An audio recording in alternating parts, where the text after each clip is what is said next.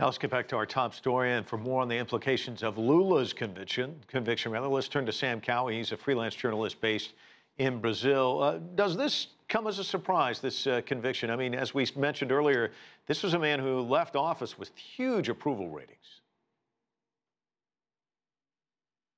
Well, it hasn't come as a surprise for many of the Brazilian public now, but because the cases against the multiple cases, in fact, against former President Lula have been, in the media. They've been all across the TV for the last 3 years now.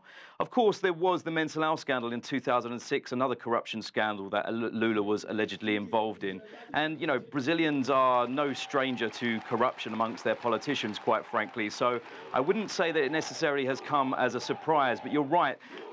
President Barack Obama himself once called Lula the most popular politician on the earth. And that's it. Lula is an incredibly popular politician, and he remains, even though he also has high rejection rates, but at the moment he's in the lead to win the next presidency according to polls, providing he's able to run, of course, if his political rights aren't stripped from him because of this conviction. This is the thing we're seeing across Brazil now, politicians from various different stripes, more than ever being convicted of corruption charges, being charged on corruption charges. Sitting President Michel Temer, could be ousted basically, any week now due to a bribery scandal at the world's biggest meatpacking company, JBS. So a lot of Brazilians are going to quite frankly see this corruption accusation against Lula and think, well, all of our politicians are corrupt. At least Lula did something good for Brazil. Let me ask you about this. You heard Paulo Cabral earlier saying that he was once referred to. You brought up Barack Obama, what he had said about him, but a lot of people were referring to him as the Teflon president. Nothing sticks. So what do you think the chances are for a successful appeal? Well, there are many Teflon men in Brazil, Mike. There are many Teflon politicians, not just Lula. There are several. Really, it's very rare in Brazil that you see high-profile politicians, especially, as popular as Lula. It's very rare that you see them, actually going to jail. Now, what's interesting about this conviction is that now it's going to be sent to a higher court in the southern city of Porto Alegre. Now, this higher court has absolved a fair few number of convictions sent by the same judge, Sergio Moro, that convicted Lula. In fact, one of Lula's close allies, the former Workers' Party treasurer, Vacari, he was absolved for corruption, money laundering, etc., just very recently. So this is going to be the same court that judges Lula's case. But you know what? Whatever the decision of this higher court in Porto Alegre, whatever the decision, basically what we're going to see is that basically one half of the population, one half or more of the population, absolutely hating the decision. Whether, if he's absolved, then people are going to say that the higher court is corrupt. And if Lula is indeed convicted, then people are going to say that he was, unfairly persecuted. There wasn't enough evidence, etc., for the case. This is what his legal team have come out saying today, that it's just circumstantial evidence. There was no, the property that he's accused of holding and accepting as a bribe from a construction company. This property is not in his name. His legal team are calling political persecution, and so are his supporters in the streets. And, if he is convicted, we could see bigger protests, even though in Brazil we've seen so many protests in recent years that, there is quite a fatigue for protest here right now. But, if Lula is convicted, things could change. Sam, if Lula is convicted for the second time, I should say. Yeah, well, Sam, just a moment ago we showed pictures of Dilma Rousseff. Of course, a year ago, I was talking to you about Michel Temer coming into office, replacing her. She left in disgrace. Now you're mentioning Michel Temer also embroiled in his own controversy. Talk to me about what this has done to the psyche of the people of Brazil.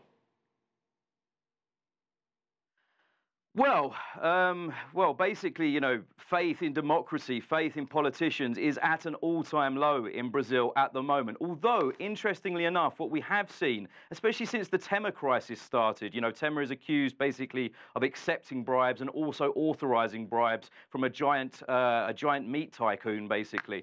And as these accusations, as these charges have been released in the media and become known in the past few months, what we've actually seen is we've seen a rise, albeit a small one, but a rise in support for the Workers' Party, Lula's party, and for Lula himself. As I said, he consistently continues to lead the polls. So it's just that. I mean, so many Brazilians right now think that, like, basically all politicians are corrupt, and perhaps that's exactly how Lula could win his next campaign. The electorate are thinking they're all corrupt, but at least this guy, he did something good for the country. You know, it's important to remember that Lula presided over, you know, a period of very sustainable growth in Brazil, you know, fed by a commodities boom that, you know, lifted, you know, millions of people out of poverty. Of course, there's, you know, critiques with this. You know, people would always say that he was in bed with big business. Important to remember, too, that, like, you know, the wealth gap actually, you know, it didn't really decrease in Brazil. You know, the poor got poorer,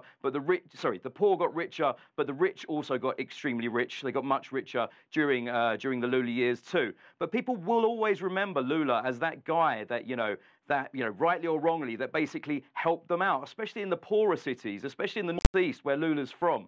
You know, but going back to your question originally about the faith in democracy and what Brazilians think about their politicians right now, it's very possible that we could see the emergence of anti-politics. We have seen that here in Sao Paulo, the biggest city in Brazil, with the most populous city. We saw the former reality TV star and businessman João Dória elected as mayor of this city on a platform saying, you know, I'm not a politician, I'm a manager.